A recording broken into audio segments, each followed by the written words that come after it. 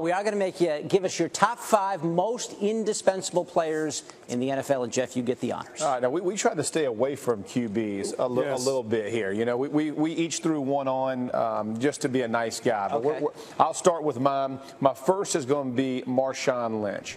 Now, everybody talks about Seattle's defense and how good they are. And this is obviously a very physical defense who can get after. But beast mode is what makes this team go. They have to run the football, keeps their defense fresh, doesn't put too much pressure on Russell Wilson and the receivers that they have. So beast mode has to play well. The next guy I'm going to go to is Demaryius Thomas. Now, I love Peyton Manning, fantastic QB. What makes a QB look great? That receiver, he'll take it 80 yards once he catches a screen behind the line, and that's Demaryius Thomas. Big physical receiver, likes to catch the ball out in front of his body with his hands, and then what he can do with it afterwards is what makes it happen for Peyton Manning.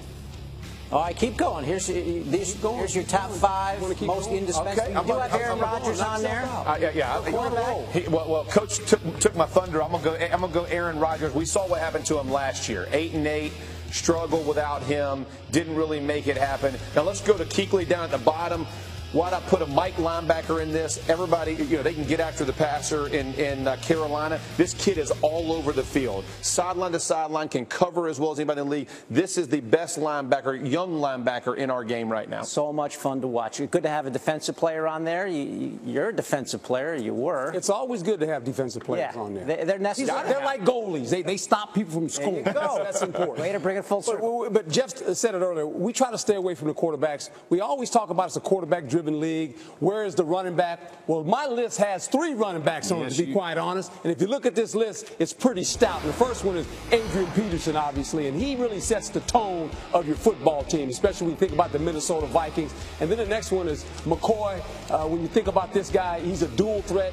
In and out of the backfield. He can catch it. He can run it. The guy carries the ball a lot. I mean, he touches the ball a lot. And the next guy is Jamaal Charles. Here's another running back.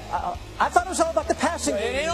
It's about the passing, but it's about these runners all of a sudden. If you look at these teams, how they're built, those 3 teams are built with the running backs. The next guy is Vernon Davis, San Francisco 49ers. Great defense, but basically he's the matchup problem when you defend the 49ers offense because he can split out. He does a lot of things, right? You got no defensive players. No defensive. I'm just giving it off. Do another segment on defensive players. And then the next guy, obviously, is Peyton Manning. I mean, you got to put Peyton Manning on. 55 touchdowns. All I know is this: is when Peyton Manning rolls to town, and if you have him as a coach, you sleep good at night because you know you're going to be a contender to be in a Super Bowl team. And it's not just about his arm. The thing that it's undervalued with Peyton Manning is he reads defenses better, and he puts you in the best play.